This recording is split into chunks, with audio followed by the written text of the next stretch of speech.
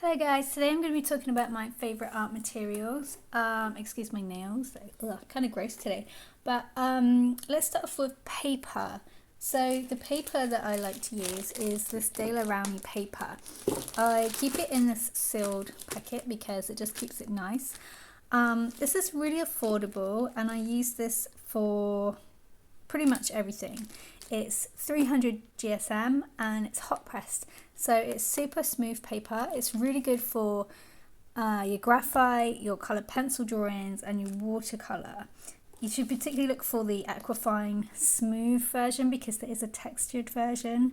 You can also order the jumbo pad because then you get it at a lot better price. I think this cost me about £20 and there's 50 sheets in here, so it's really affordable, this paper, and it helps you to create amazing pieces of art like this. It really makes the colours pop because it's so smooth, this paper. So it's really good. This is what colour pencils look like on it, and I'll be using it for watercolour as well in the future. This is the same paper, but it's the A3 version. So we have that.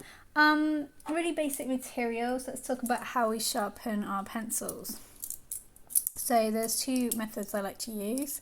We have a standard pencil sharpener and we also have the knife. And I'm just going to show you the difference. This is probably going to go everywhere. So excuse me.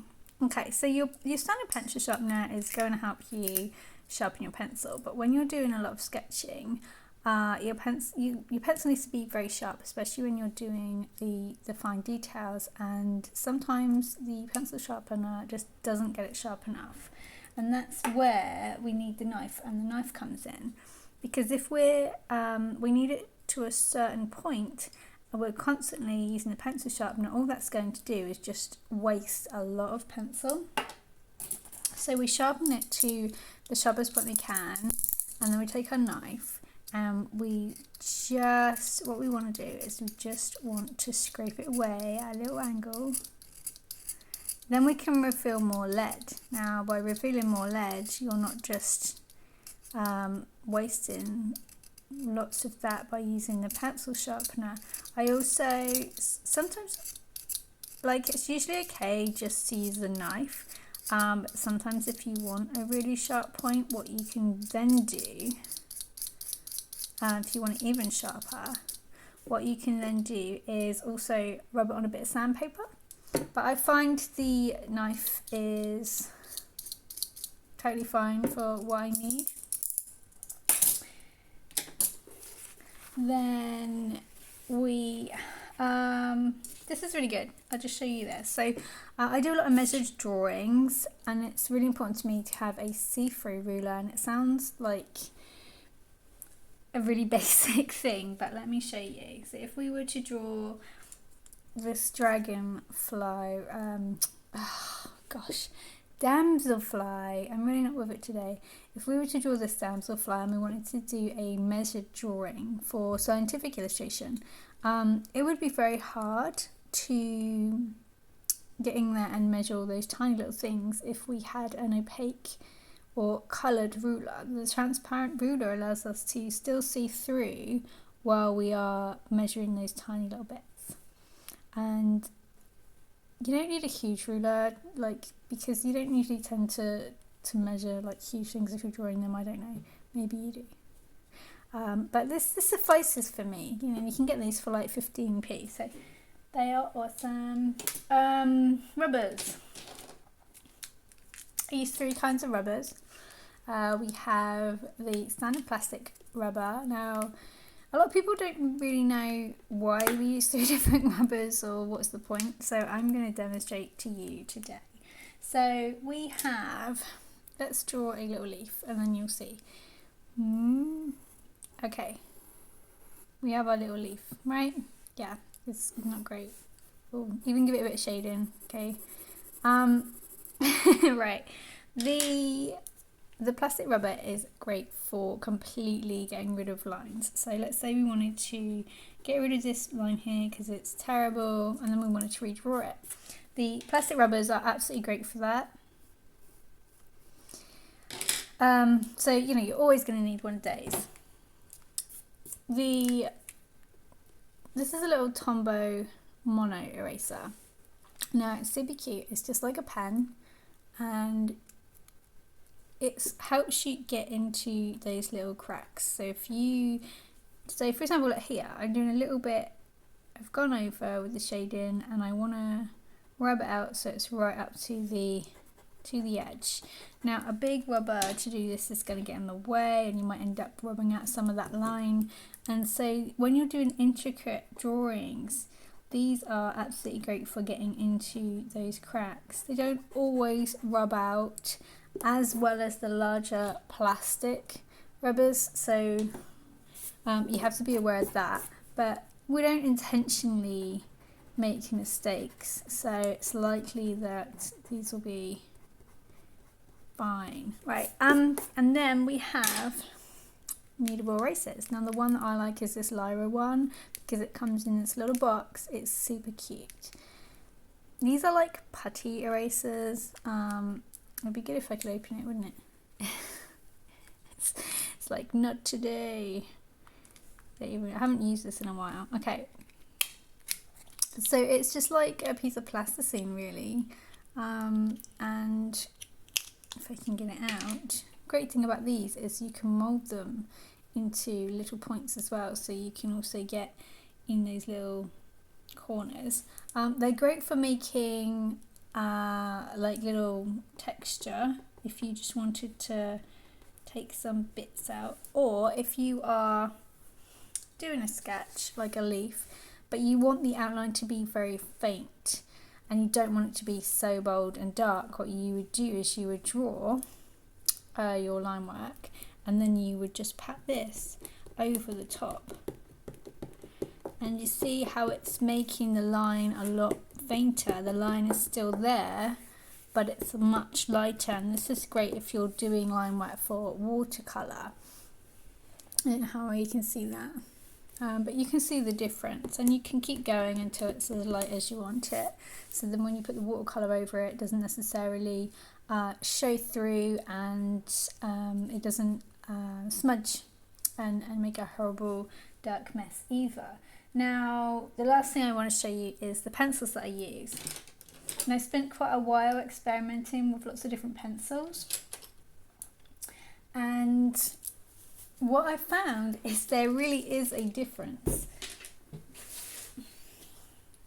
So the pencils that I'm using at the moment are these Faber-Castell, the 9000 series, and they come in a huge range. So in this is a great set because it covers 8B to 2H, and it has the F's and the B's in there as well. However, I really like to use the lighter, harder pencils, so I also use the 4H and the 6H, particularly for outline work.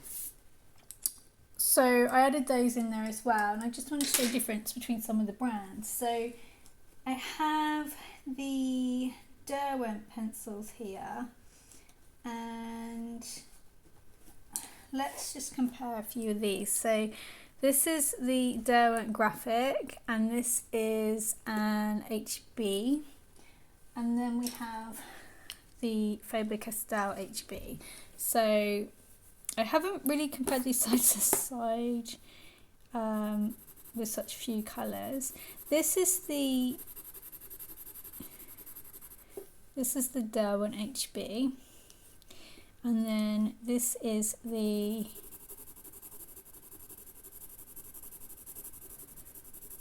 Faber-Castell, and you can see that this one's a lot darker. These are also a lot harder pencils, and these are quite soft, so when it comes to sharpening them, you can sharpen them to a point where they don't break as easily as these do. And even if we put another layer over them, there's still a very big difference in the two. And we'll try another pencil as well. So that was the HB. Let's see what the 6H, the 6B looks like. So that's obviously quite dark because it's a 6B. And then this is the 6B of the Faber-Castell. Again, that's much darker, but it's also much smoother. So if we just try this, if we do little circles, we might be able to see the texture better. And then we do, it's a lot smoother. It's got a lot smoother for me anyway. I don't know what you can see, but it's not as grainy. So the Derwent are a lot softer and a lot grainier, but they're also a lot lighter. And we'll just try one more. We will do, what's this one? This is the 4H. Okay, so we then have the 4H's. So this is the Derwent one.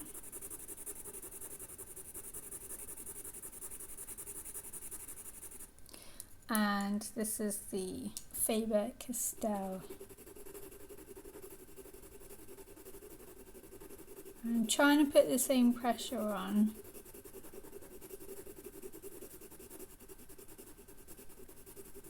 And I'd say the Faber-Castell was a bit lighter as well on there. So there is a difference between pencils. There is one Derwent pencil that I do really like though. So after I have gone through all of my gradations in my sketch, if I was to do a sketch, there's one pencil that I really do like to finish off, add in the really dark bits too, and that's this Derwent drawing pencil in ivory black, because it's so, look at this, it's so black. And it's softer than a colouring pencil, and it also blends really, really nicely. So it's a lovely kind of pencil to use if you just want to add in those darker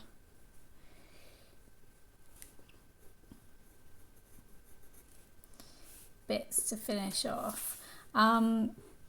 It's just another colour, so I really do like this Derwent ivory black pencil. I think that's really nice. And that is, I also sometimes use, we also have these blendy things too, which I don't really use very often, but they are very good at blending in the pencils. The camera is shaking quite a bit. Also, you'll notice that some of the pencils and brands do blend better than others.